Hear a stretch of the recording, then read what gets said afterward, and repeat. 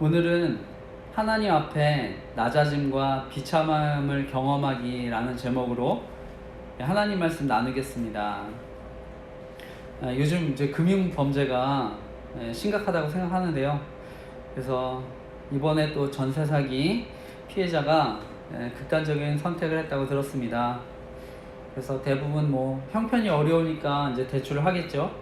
사회초년생, 신혼부부, 저는 피해자들이 또 많은 것 같아서 안타까운데요. 이번에 정부에서 이제 TF라고요, 태스크포스입니다. 그런 팀을 연합해서 해결하려고 팀을 이제 만들었다고 하니까요.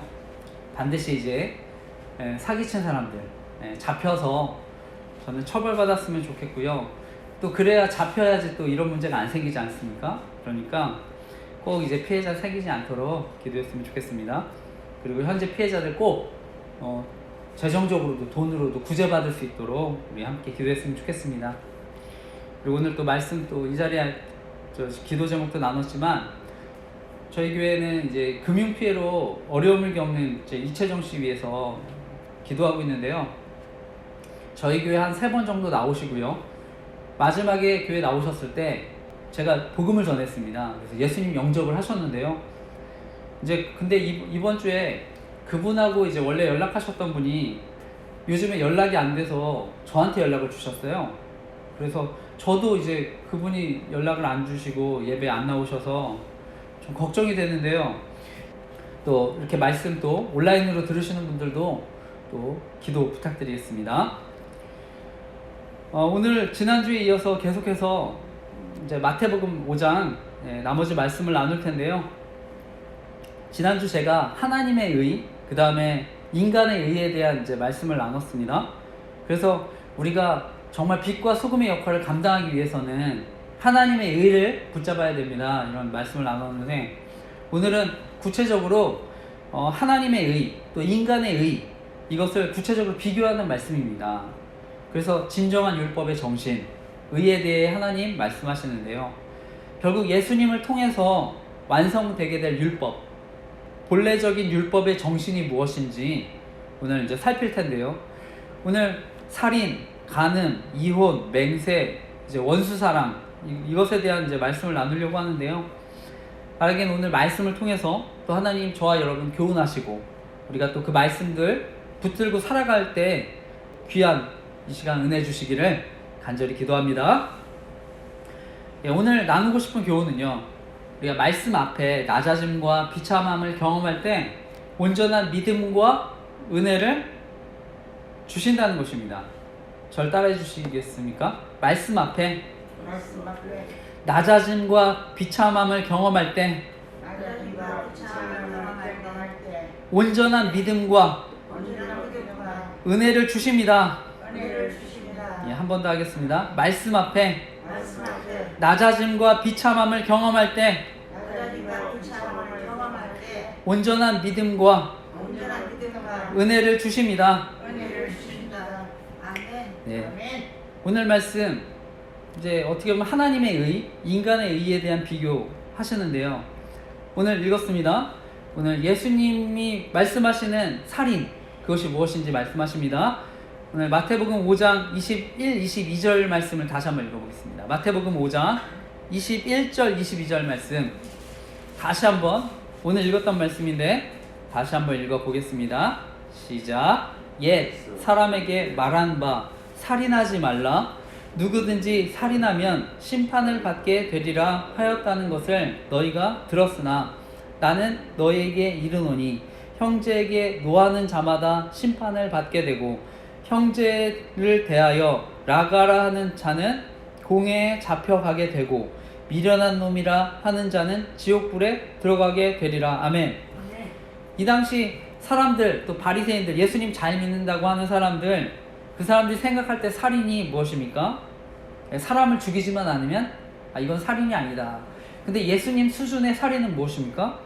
형제한테 화내는 것, 심지어 이제 형제들에게, 자매들에게 우리 바보라고 했던 거, 그러면 살인하는 거라고 말씀하는 것입니다.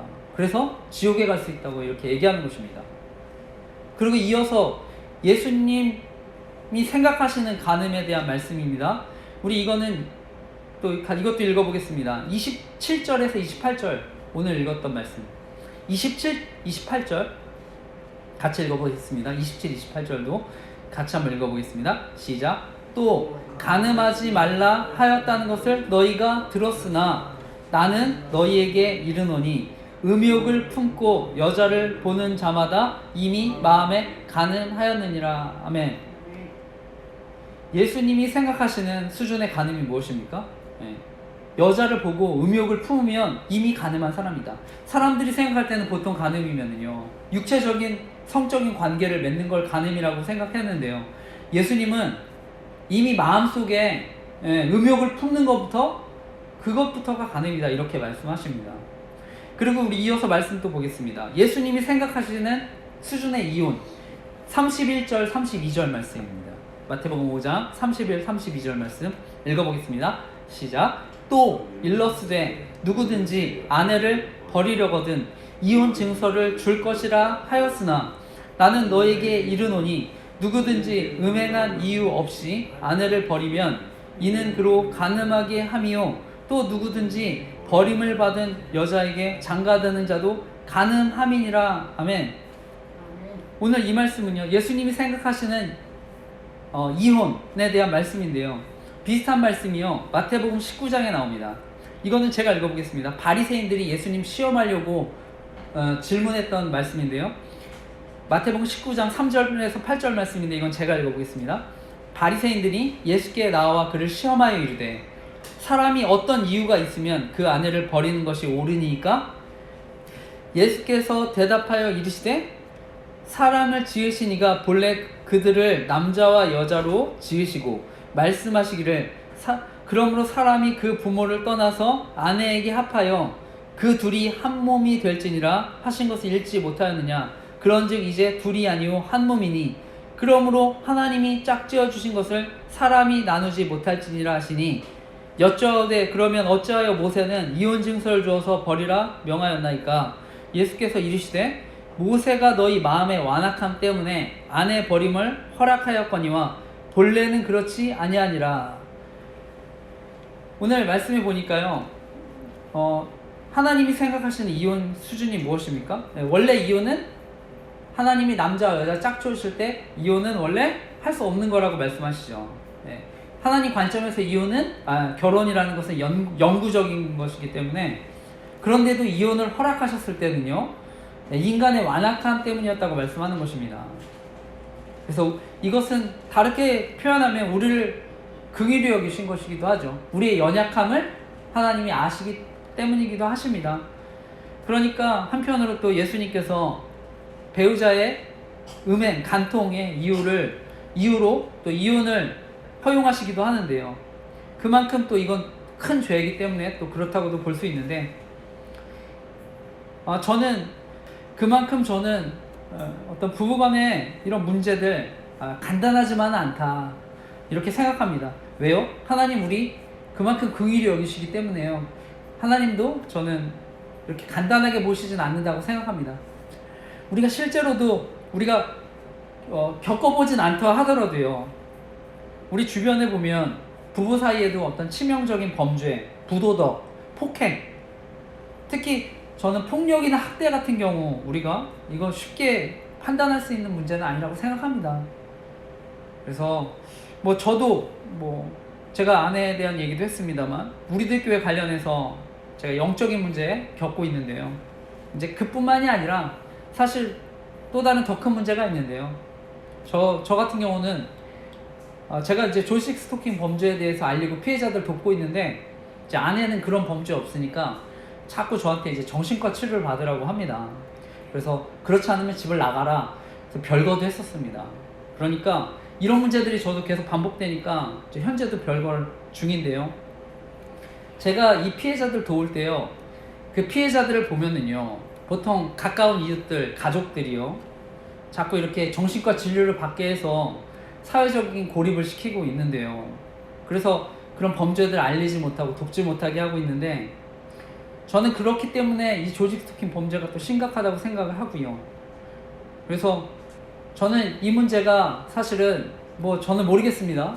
아내가 회유와 협박을 받았든 아니면 이런 의도적으로 뭐 저한테 자꾸 이렇게 시키는지는 저는 모르겠습니다. 하지만 정말 이 문제가 해결될 수 있도록, 그래서 제가 또 피해자들도 도울 수 있도록 간절히 기도 부탁드립니다. 그리고 무엇보다 저희 딸 또 영향을 받지 않도록, 그래서 저는 이 문제가 잘 해결될 수 있도록, 하루빨리 또 해결될 수 있도록 이 문제도 기도 부탁드립니다. 우리 이어서 말씀을 보면 예수님 수준의 맹세가 무엇인지에 대해서 말씀합니다. 마태복음 5장 33, 34절 말씀. 예수님 수준의 맹세. 우리 같이 이것도 읽어보겠습니다. 마태복음 5장 33절, 34절 말씀. 이것도 같이 읽어보겠습니다. 시작. 또 옛 사람에게 말한 바 헛 맹세를 하지 말고 내 맹세한 것을 주께 지키라 하였다는 것을 너희가 들었으나 나는 너희에게 이르노니 도무지 맹세하지 말지니 하늘로도 하지 말라. 이는 하나님의 보좌임이요. 아멘. 하나님은요, 너네가 거짓 맹세하지 말라는 거 들었을 텐데, 그것뿐만이 아니라 내 본래 뜻은 아예 맹세 같은 거 하지 마, 이렇게 얘기하는 것입니다. 우리가 사실 맹세를 하게 되는 때가 언제입니까? 다른 사람 믿지 못하기 때문에 서로 간에 맹세하지 않습니까? 근데 예수님은요, 아예 맹세 같은 거 하지 말고 진실되게 살라고 말씀합니다. 맹세가 필요 없는 삶을 살라고 말씀하는 것입니다. 그리고 이어서 보복에 대한 예수님의 말씀입니다. 마태복음 5장 38, 39절 말씀, 보복에 대한 말씀. 마태복음 5장 38, 39절 말씀도 읽어보겠습니다. 시작. 또 눈은 눈으로, 이는 이로 갚으라 하였다는 것을 너희가 들었으나 나는 너희에게 이르노니 악한 자를 대적하지 말라. 누구든지 내 오른뺨을 치거든 왼편도 돌려대며. 아멘. 오늘 말씀해 보니까 눈은 눈으로, 이는 입으로 갚으라고 하였다는 것을 너희가 들었다, 이렇게 얘기하죠. 이거는 출애굽기 21장에 나오는 말씀인데요. 25절. 여기서 보면 눈은 눈으로, 이는 이로 갚지 말라. 이거는 과도한 복수를 하지 말라는 겁니다. 예를 들어서 내가 눈만 상하게 했으면 다른 사람도 눈을 상하게 해야지, 내가 상대보다 훨씬 더 힘이 세다고 눈을 상하게 했는데 눈뿐만이 아니라 뭐 입이든지 코든지 심지어 생명까지도, 권력과 힘이 있으면 우리가 더 크게 복수하고 싶은 마음이 있지 않습니까? 그러니까 하나님은 이런 과도한 복수하지 말라는 것입니다. 아무리 돈이 있고 권력이 있어도 나를 상하게 했더라도 그 정도만 해야지 과도하게 복수하지 말라고 이 말씀을 주신 것입니다. 그러니까 이 눈은 눈으로, 이는 이로 갚으라, 이렇게 말씀하셨는데요.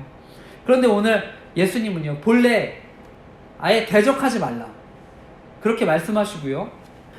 오른뺨을 치거든 왼편을 돌려대라고 얘기합니다. 보통 우리가 오른손을 많이 쓰니까 이렇게 때리면 보통은 오른편을 많이 맞거든요. 근데 왼편의 뺨을 맞았다는 것은요, 이렇게 때린 겁니다. 이렇게 때렸는데, 손등으로 때렸는데, 이 손등으로 뺨을 때리는 것은요, 이 당시에 가장 큰 모욕이었다고 합니다. 이렇게 때리는 것보다. 그러니까 예수님은요, 너네 아무리 큰 모욕감을 느껴도 결국에 복수심, 원한, 증오 갖지 말라는 것입니다. 근데 여기까지만 해도 우리 엄청난 수준의 선함과 의로움 아닙니까? 그런데 마태복음 우리 이어서 5장 43, 44절에는 더 엄청난 말씀이 나옵니다. 이거 한번 읽어보겠습니다. 마태복음 5장 43, 44절 말씀, 이것도 읽어보겠습니다. 43, 44절 읽겠습니다. 시작.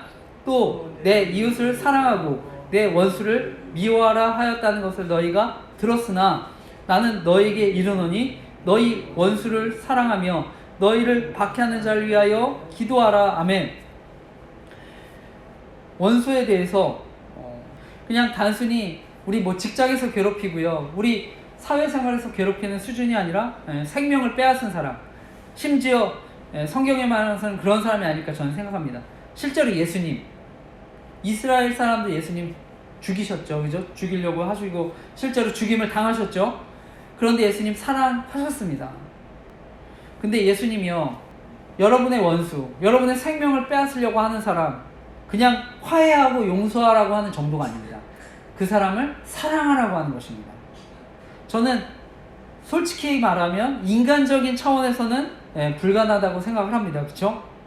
근데 우리가 믿는 예수님은요, 정말 원수까지도 사랑하는 차원을 살다가 죽으신 하나님이십니다. 그러니까 정말 그 아들까지도요, 내어주신 사랑의 하나님이십니다.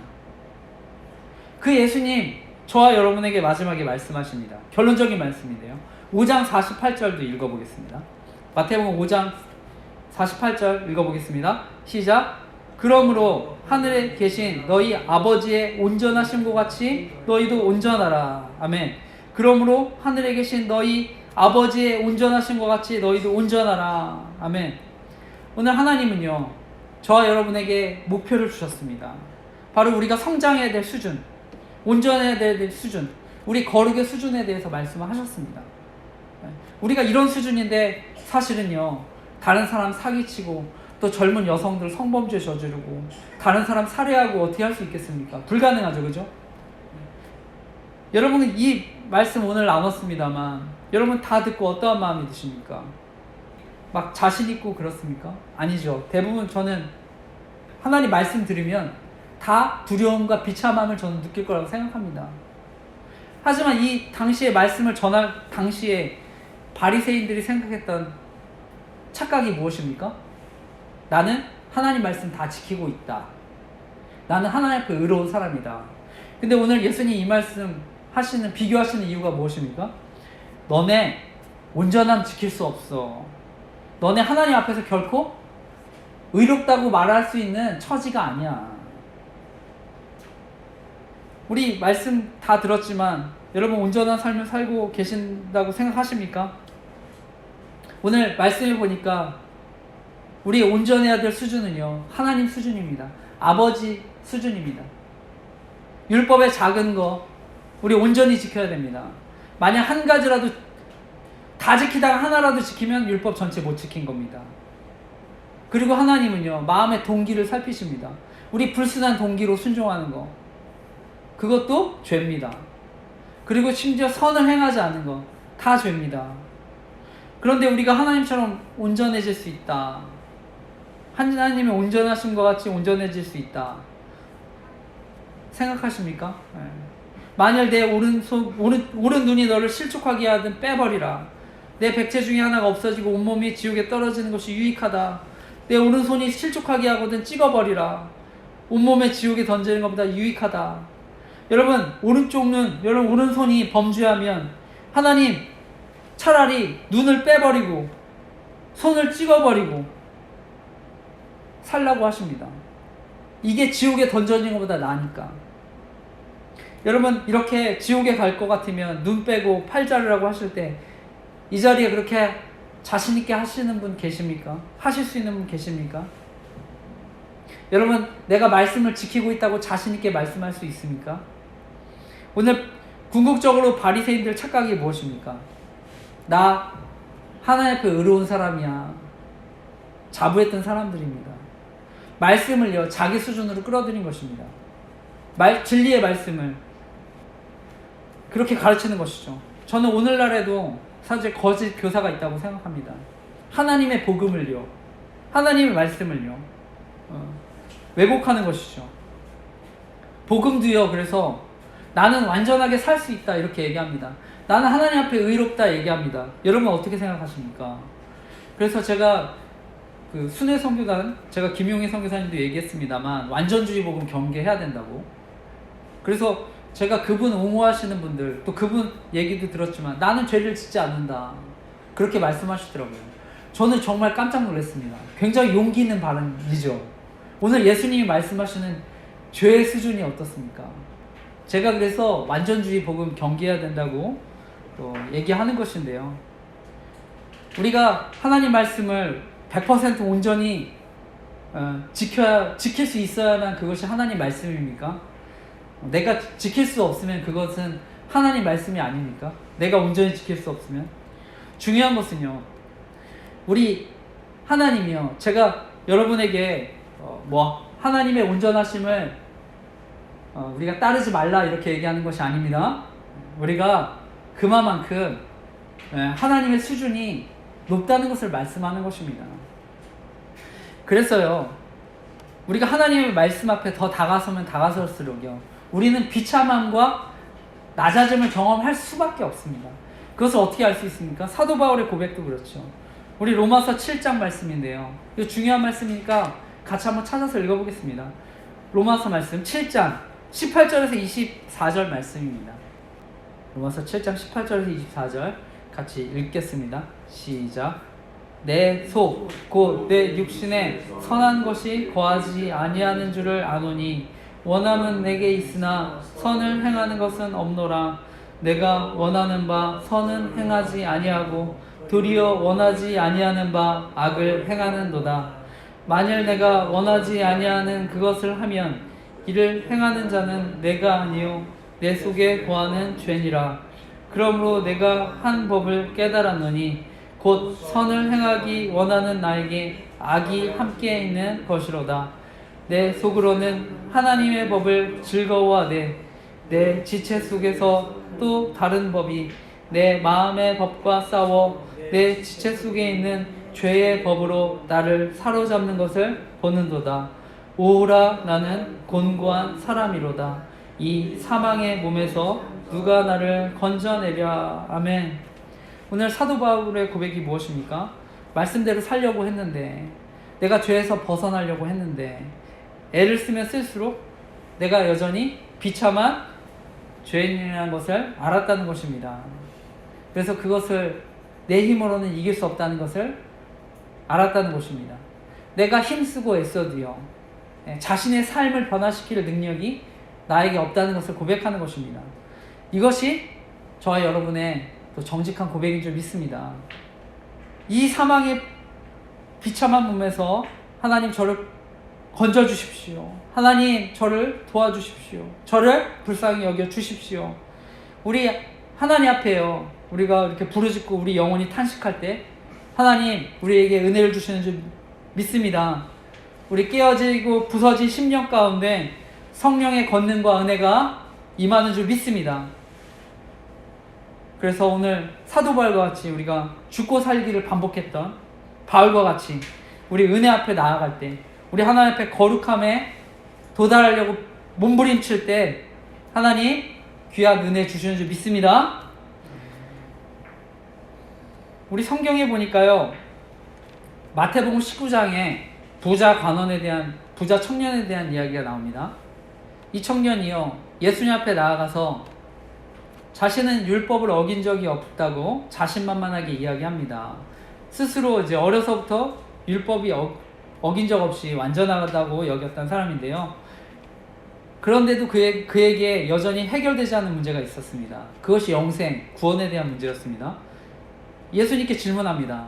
선한 선생님, 어떻게 해야 제가 영생을 얻을 수 있습니까? 예수님 부자 그 관원 청년에게 너가 알고 있는 하나님 말씀을 지켜야 된다고 말씀합니다. 청년은 이렇게 얘기합니다. 내가 이것은 어렸을 때서부터 다 지키고 있었던 것들입니다. 예수님 그에게 보시고 한마디 하십니다. 너에게 아직 한 가지 부족한 게 있다. 내게 있는 것을 다 팔아서 가난한 사람들에게 주라. 그러면 내가 보화가 있을 것이다. 나를 따르라. 부자 청년에게요, 내가 가진 것 모든 거 팔아서 가난한 사람들에게 주고 나를 따르라. 이렇게 하셨을 때요, 그 부자 청년은요, 근심하면서 예수님 떠나갑니다. 여러분, 돈을 좋아했던 삭개오가 있는데요, 그 사람은요, 가진의 재산의 절반을 팔아서 가난한 자들에게 나눠줍니다. 그런 삭개오에게 예수님 영생을 주십니다. 여러분, 삭개오는 재산의 절반을 팔았는데 영생을 주셨어요. 근데 오늘 부자 관원한테는요, 부자 청년한테는 전 재산을 팔고 나를 따르라고 말씀하십니다. 왜 여러분 부자 청년한테는 전 재산을 팔아야 된다고 말씀합니까? 그 청년은요, 돈을 너무 좋아해서, 돈이 우상이 됐으니까 전 재산을 팔아야 된다고 그래서 이렇게 말씀하십니까? 만약 그렇다고 한다면 여러분에게 하나님이 얼마를 팔아야 여러분, 그래서 그 도와야 여러분은 구원받을 수 있다고 말씀할 것 같습니까? 여러분 전 재산 팔라고 하실 것 같습니까? 절반? 아니면 뭐 4분의 1? 10분의 1? 이 당시 예수님의 대화를 듣고요, 부자 청년과의 대화를 듣고 예수님의 제자들이 놀랍니다. 몹시 두려워서 놀랍니다. 왜 놀라고 두려워합니까? 자신의 모습과 비교해보지 않았겠습니까? 자신들이 봤을 때 이 청년 정말 훌륭한 신앙인입니다. 오늘날로 얘기하면 11조 아니라 뭐 그보다 더하는 사람이었을 수 있습니다. 다 지켰다고 하니까. 구제, 봉사, 이미 어렸을 때서부터 교회에서 봉사하고 이런 거는요 아주 탁월했던 사람입니다. 어쩌면 뭐 청년부 회장도 했겠고요. 근데 예수님, 이 청년도 천국에 가지 못한다고 말씀하는 것입니다. 어떻게 보면.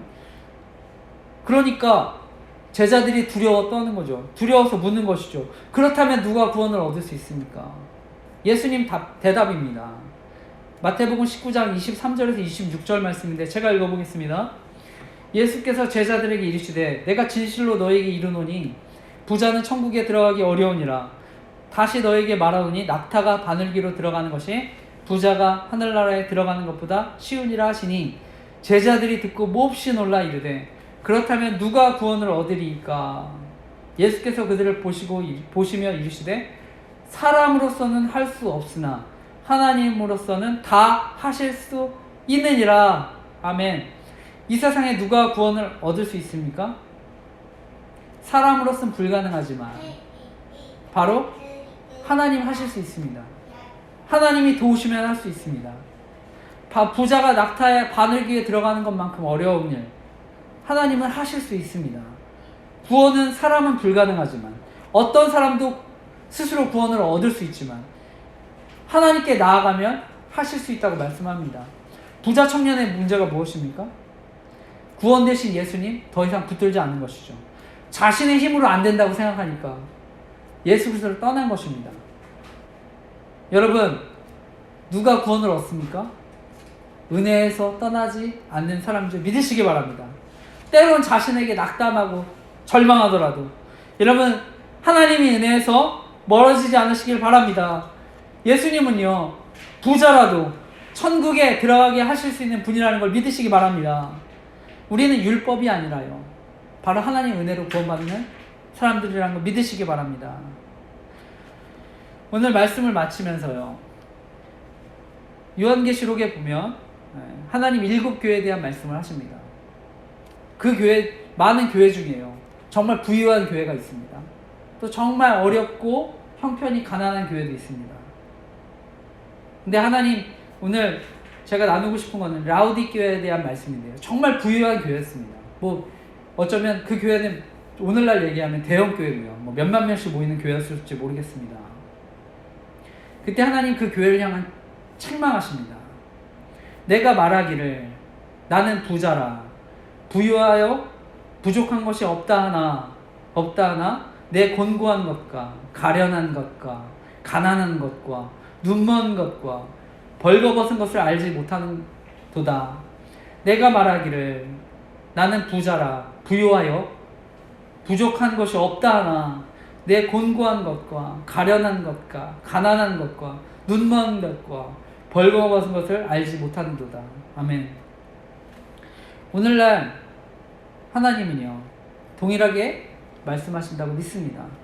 너의 곤고한 것, 가련한 것, 가난한 것, 눈먼 것, 실제로 너가 벌거벗은 것 넌 보지 못하고 있다. 오늘날 우리가 말씀을 정리하면서요 하나님 저와 여러분에게도 저는 동일하게 말씀하신다고 믿습니다. 그래서 우리 하나님 앞에 때로는 부족한 모습들을 돌아보고요 우리 안에 또 그런 죄된 것들도요 우리가 돌아보면서요 우리 안에 공고한 것, 내가 실제로는 누리고 있는 게 많으니까, 내가 교회 직분이 있으니까, 나 신앙생활 열심히 하니까 구원받는다. 어쩌면요 그것은요 곤고한 것이고요 가난한 것이 될 수 있습니다. 또 그 반대의 경우 나에게 어떤 의로움이 있어서 내가 자랑할 게 있다고 생각하는 것은요 오늘 눈먼 것이고요 벌거벗은 것입니다. 우리 그것을 잘 기억하고요 언제든 우리 자신의 정말 부끄러운 모습을 보고 우리가 예수님을 닮아가는 저와 여러분 되시기를 간절히 기도하고 또 축복합니다. 아멘. 아멘.